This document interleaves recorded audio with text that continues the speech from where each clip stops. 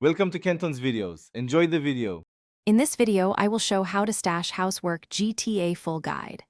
Start by locating the stash point inside the house, bring a vehicle, and open the interaction menu to transfer items safely. I will explain timing, quick exits, and how to avoid common player traps while moving loot. Follow these practical steps, practice once or twice, and you will protect your valuables in both solo and group sessions regularly. Before you begin, gather armor, snacks, and a reliable vehicle to make stash runs easy and fast.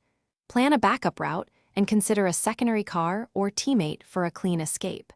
Practice quick loading and unloading to minimize exposure and reduce the chance of a player ambush. These prep steps save time and money, so spend a little planning now and make every stash run much smoother and safer.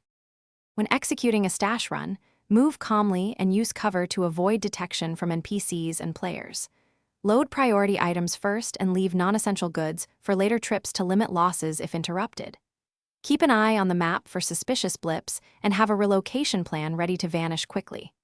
With steady timing, clear exits, and small adjustments, you will complete more runs and lose less to unexpected encounters. Thanks for watching. Consider subscribing if we helped you.